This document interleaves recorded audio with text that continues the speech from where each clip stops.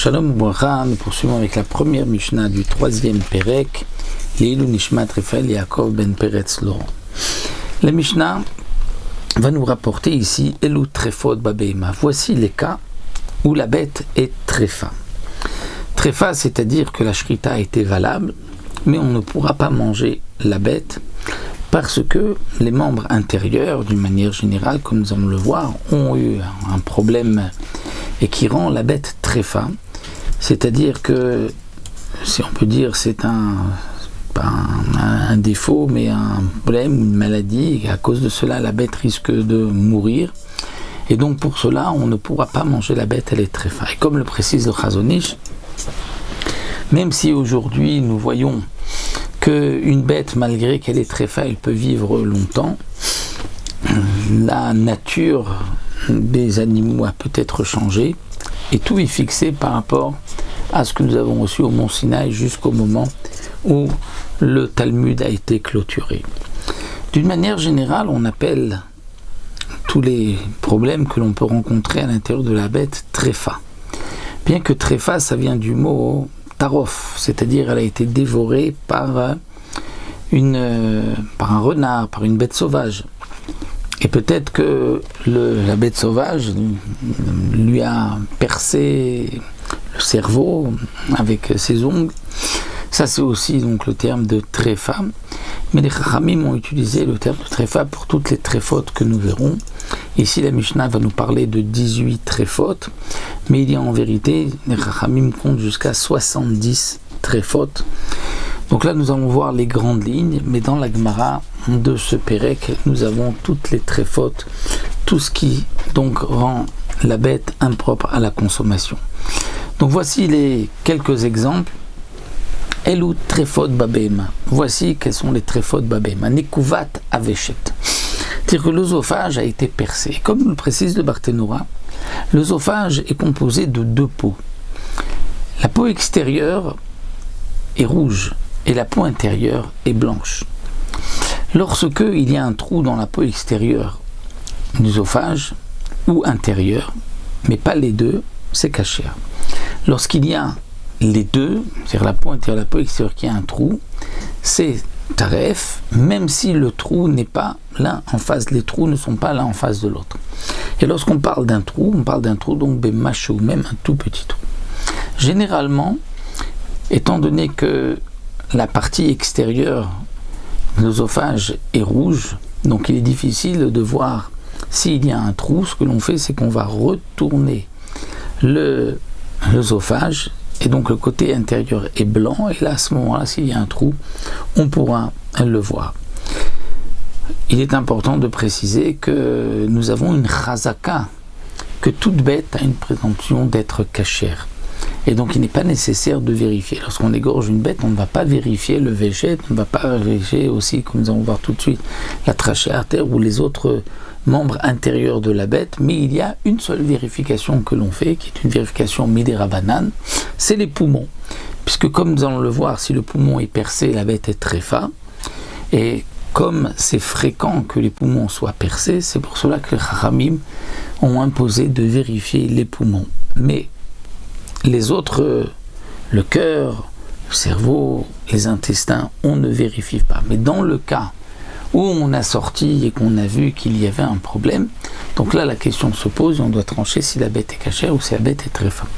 Donc ce que nous avons vu, c'est Nekuvat Aveshet, c'est-à-dire qu'il y a un trou dans l'œsophage, ou bien Psukat Agargeret, c'est-à-dire que la trachée artère est sectionnée. Psuka, combien? Dans sa largeur, mais dans sa majorité. C'est-à-dire s'il y a juste un trou dans la trachée artère, ce n'est pas comme le véchet, ce n'est pas tréfa. Le problème, il faut qu'il y ait la majorité du halal, c'est-à-dire du trou de la trachée artère. Mais comme la trachée artère est composée de cartilage, bien les morceaux de cartilage ne peuvent pas, qui sont plus épais d'un côté en haut, ne peuvent pas, même s'ils sont coupés, ne peuvent pas faire partie de la majorité. On parle de la majorité lorsque c'est l'intérieur, le trou, il faut qu'il y ait la majorité qui soit donc coupée, c'est-à-dire que sur dans la largeur de la trachée artère, ça a été donc sectionné, et à ce moment-là, on voit que c'est ouvert dans la majorité du trou. C'est dans ce cas-là, c'est dans ce cas-là que la bête est tréfa.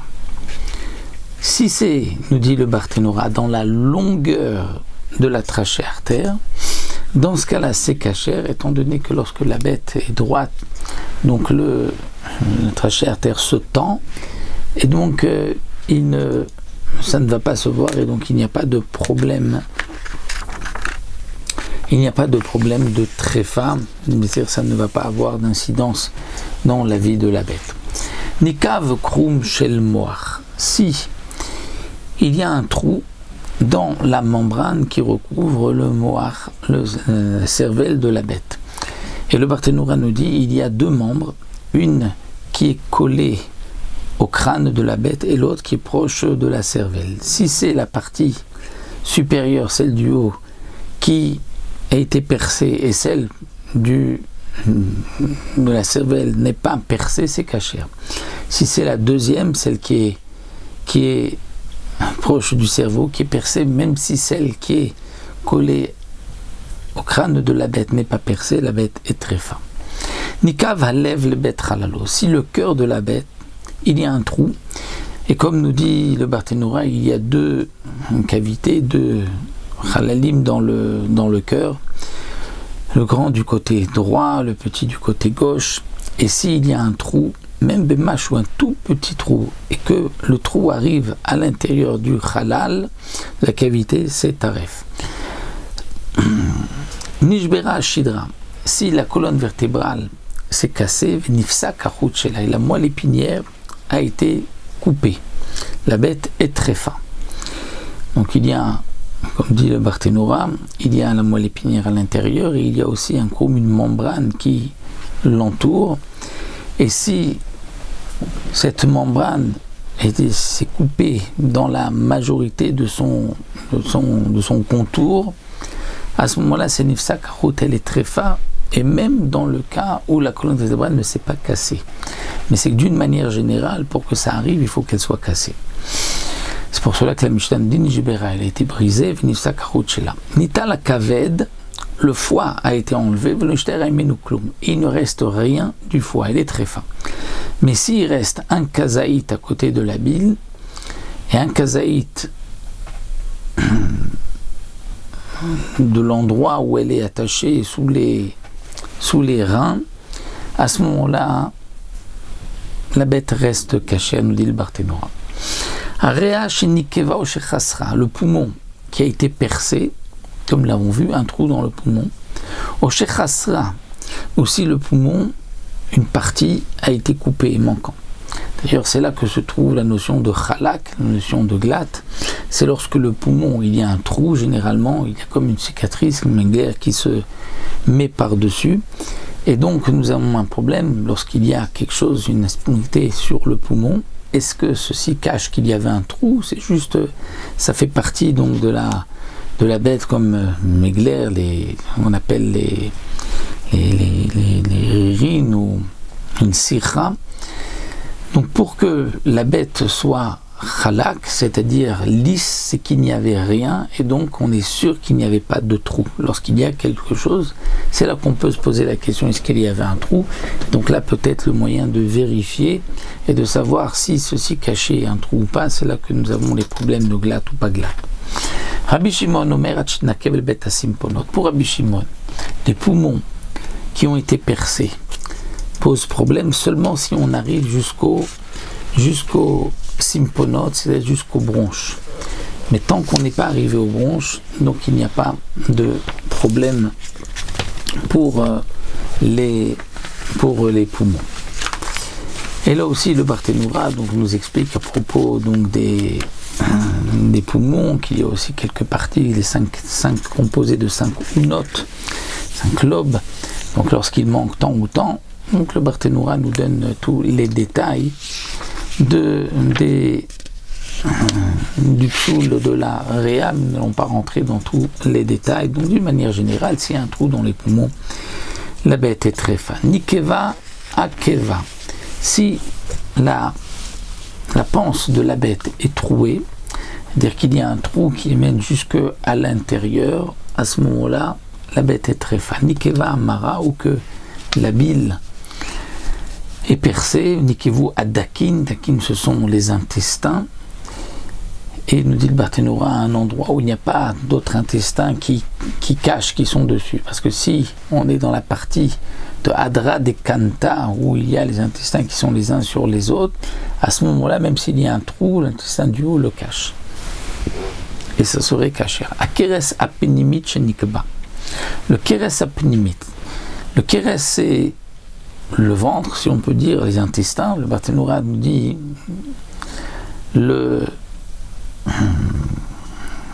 plutôt on va dire l'estomac, pardon. Keres apnimi, l'estomac. Tout l'estomac est appelé d'une manière générale le keres apnimi. Et s'il y a un trou, même b'mashiou, la bête est tréfa. Et lorsque l'on parle ici, keres apnimi shenikva, donc c'est l'intérieur, au shenikra ont été déchirés rov achitzona, la majorité de la partie extérieure. C'est quoi l'estomac extérieur?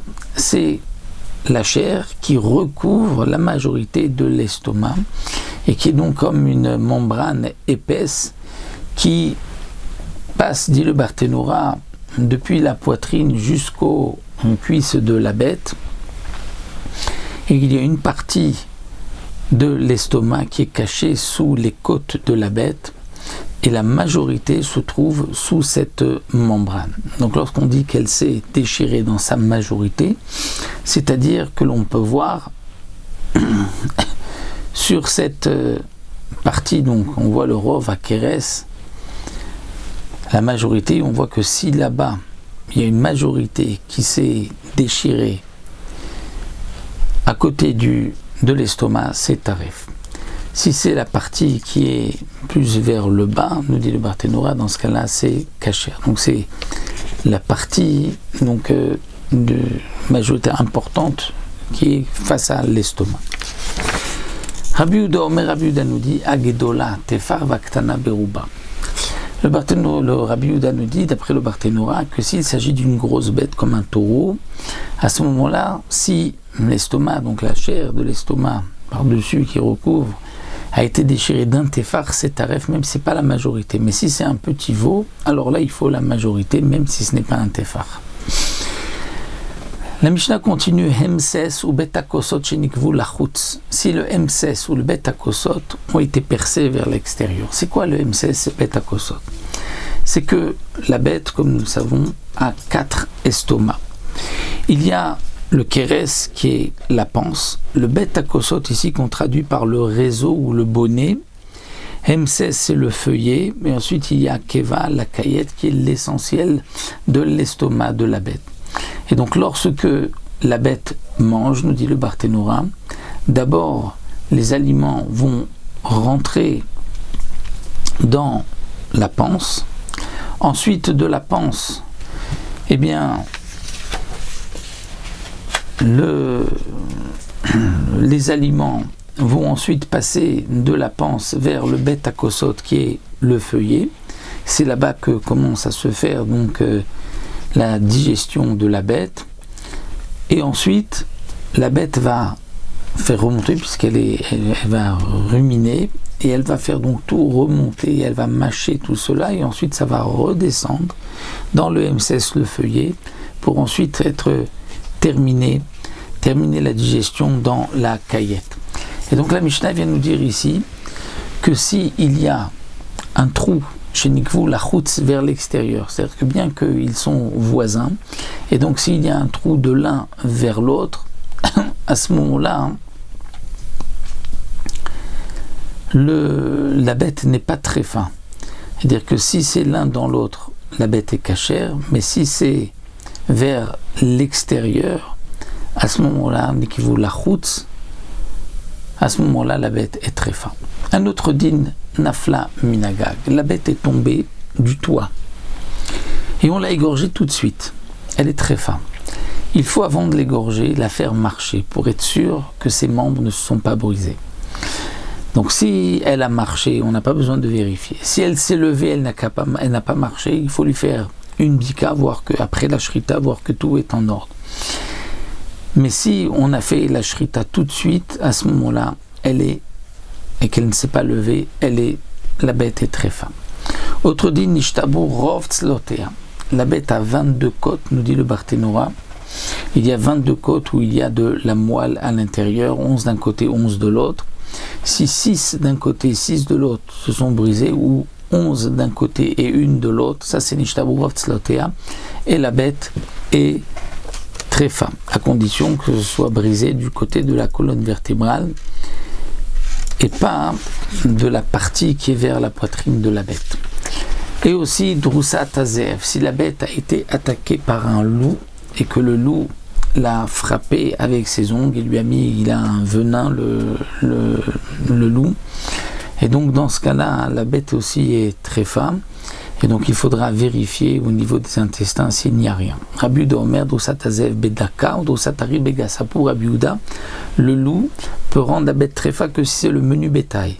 Mais si c'est une vache, le gros bétail, le loup n'a pas la force de, même son venin qu'il jette dans ses ongles, n'a pas la force de rendre la bête tréfa. Mais Droussat Ari Begasa, si c'est un lion, là, c'est même pour le gros bétail. Droussat Anetz Baof Adak. Si c'est la droussa d'Anetz, on a dit comme un épervier, dit le Barthénora, si c'est un petit oiseau, ou Droussat Agas Baof Agas, ou si c'est la droussa d'un autre oiseau appelé gas, qui est un prédateur, un oiseau qui est plus grand et qui est plus une sorte de vautour. Donc là, c'est même pour les gros oiseaux comme les poules et comme les oies. Alors que le ofadak, ce sont les pigeons. Zeaklal, kol shen kamwa chayat trefa. Et la Mishnah termine en disant, voici la règle, c'est lorsque la bête a un coup et qu'à cause de cela, elle ne pourra pas vivre, et généralement c'est 1 an, elle est tréfa. C'est vrai que les Mefarshim posent la question, pourquoi les Chachamim sont en marloquette? Des fois on aurait dû voir, est-ce que la bête va vivre 12 mois ou pas? Et les Mefarshim nous disent qu'en vérité on a vérifié, mais les Chachamim ont dit que celles qui sont morts dans les 12 mois sont peut-être morts d'autre chose. Ce n'est pas la preuve qu'ils sont morts à cause donc des dînes de tréfa. Il est intéressant de rapporter qu'ici le Barthénora rajoute encore 7 tréfotes qui ne sont pas mentionnées dans la Mishnah, mais qu'on va inclure par ce Zé Aklal. Mais nous n'allons pas rentrer donc dans tous les détails de ces tréfotes-là. Ils sont aussi mentionnés donc dans la Gemara. Donc on laissera pour l'étude de la Gemara toutes les tréfotes. Donc on va s'en tenir là à ces 18 tréfotes qui sont mentionnées dans la Mishnah que nous avons vue. Ce sont les grandes lignes des tréfotes comme nous l'avons vu ici.